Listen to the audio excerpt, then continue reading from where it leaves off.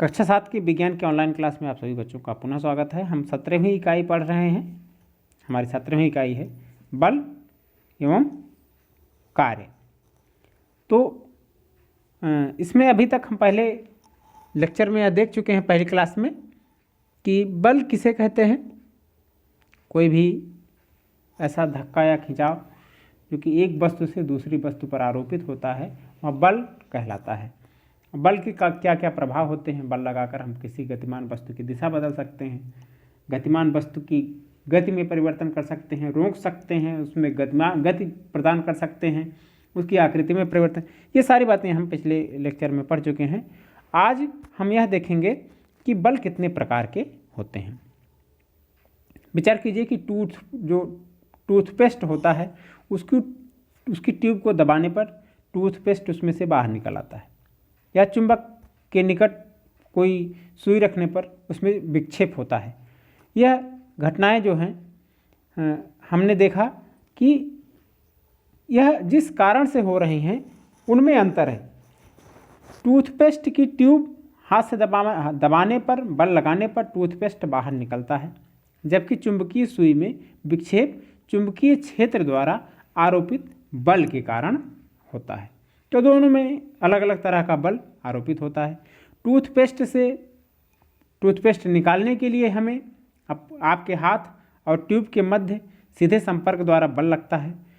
जब बल लगाने वाली वस्तु और जिस वस्तु पर बल लगाया जा रहा है दोनों एक दूसरे के संपर्क में हों, मतलब जो वस्तु बल लगा रही है और जिस वस्तु पर बल लग रहा है दोनों एक दूसरे से जुड़े हुए हों, एक दूसरे के संपर्क में हों, तो ऐसा बल संपर्क बल कहलाता है। ध्यान देंगे, अगर बल लगाने वाली वस्तु और जिस वस्तु पर बल लगाया जा रहा है दोनों एक दूसरे के संपर्क में हैं तो ऐसा बल संपर्क बल कहलाता है। वहीं दूसरी तरह का जो बल होता है, चुंबक के निकट अलग अलग स्थान पर चुंबकीय सुई की दिशा में परिवर्तन भी हमें दिखाई देता है। तो जब किसी वस्तु पर कोई बल लगाया जा रहा हो और वह वस्तु बल लगाने वाली वस्तु के संपर्क में ना हो तो ऐसा बल असंपर्क बल कहलाता है। तो बल दो प्रकार के हो गए, पहला हो गया संपर्क बल, दूसरा हो गया असंपर्क बल। संपर्क बल कई प्रकार के हो सकते हैं, जैसे पेशीय बल। पेशीय बल क्या होता है बच्चों?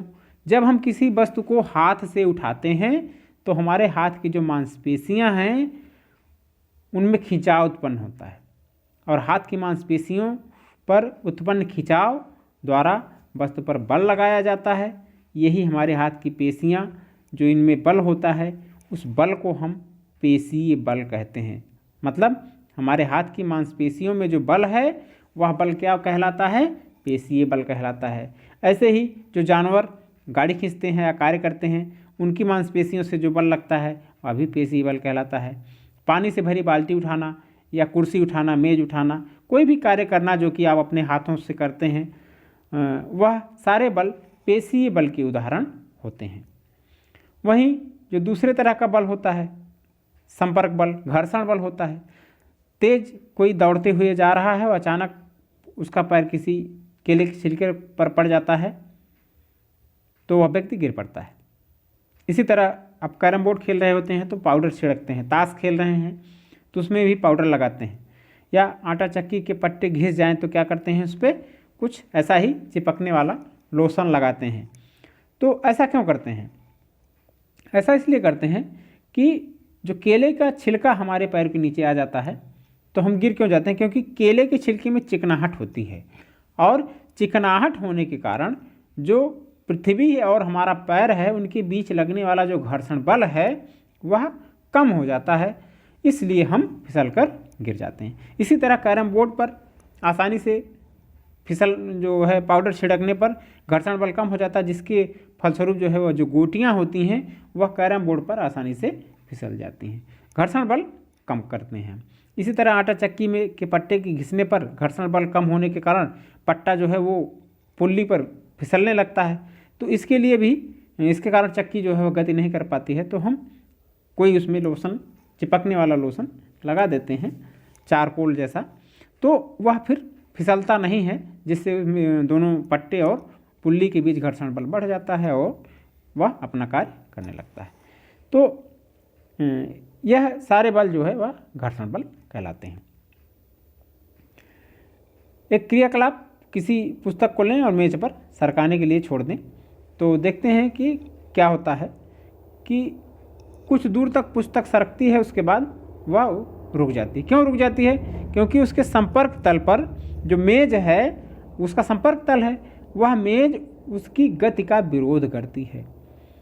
और यह जब दो वस्तुएं आपस में एक दूसरे के ऊपर फिसलती हैं तो वह एक दूसरे पर घर्षण बल लगाती हैं और दोनों सतहों के बीच लगने वाला या रगड़ द्वारा यह उत्पन्न बल है जो वही घर्षण बल कहलाता है।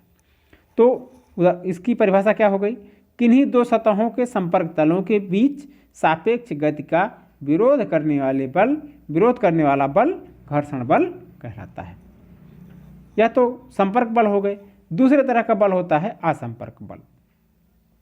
असंपर्क बल कहाँ कहाँ कार्य करता है, कैसे कार्य करता है, समझें इसको। गुरुत्वीय बल, यह कैसे कार्य करता है? पृथ्वी प्रत्येक वस्तु को अपने केंद्र की ओर आकर्षित करती है, सभी वस्तुओं को अपने केंद्र की ओर खींचती है। पृथ्वी के इस आकर्षण बल को हम गुरुत्वीय बल कहते हैं। सभी वस्तुओं पर गुरुत्व बल कार्य करता है। गुरुत्व बल के लिए वस्तु एवं पृथ्वी के बीच प्रत्यक्ष संपर्क होना आवश्यक नहीं होता है, इसलिए यह बल असंपर्क बल कहलाता है। तो सभी वस्तुओं को पृथ्वी अपनी तरफ खींचती है और उस बल को हम गुरुत्वीय बल कहते हैं। दूसरा होता है चुंबकीय बल। चुंबक सभी लोहे की वस्तुओं को अपनी ओर खींच लेता है। चुंबक द्वारा सभी लोहे की वस्तुओं पर लगाया गया जो बल होता है वह चुंबकीय बल कहलाता है। तो यह सभी चुंबकीय पदार्थों पर यह बल लगता है। इसी तरह विद्युतीय बल होता है। प्लास्टिक के पैमाने या स्केल को जो आप बालों से रगड़ के किसी कागज़ पास ले जाते हैं तो वह छोटे छोटे टुकड़े होते हैं कागज़ के, उन्हें अपनी तरफ खींचता है। यह कागज़ के जो टुकड़े हैं प्लास्टिक की स्केल की ओर आकर्षित क्यों होता है? क्योंकि एक विद्युत बल उत्पन्न हो जाता है जिसके कारण वह प्लास्टिक भी उन कागज़ के टुकड़ों को अपनी ओर खींचता है। इसके लिए उन्हें उससे संपर्क करवाने की आवश्यकता नहीं है, वह दूर से ही उन्हें खींच लेता है। तो यह भी एक तरह का असंपर्क बल कहलाता है। तो तीन तरह के असंपर्क बल हो गए। एक गुरुत्वीय बल जो कि पृथ्वी लगाती है सभी वस्तुओं पर। दूसरा हो गया चुंबकीय बल जो कि चुंबक लगाता है सभी चुंबकीय पदार्थों पर। और तीसरा है विद्युतीय बल जो कि कहीं भी आवेशित वस्तुएं एक दूसरी वस्तुओं पर लगाते हैं। तो यह दो तरह के बल हमने आज पढ़े। यहीं आपकी क्लास समाप्त होती है। और इस क्लास से संबंधित कोई भी डाउट है आपके मन में, कोई भी बिंदु समझ में नहीं आया है तो आप बेझिझक पूछ सकते हैं। बाकी घर पे रहें, पढ़ते रहें। हमारी बहुत बहुत शुभकामनाएं आपको।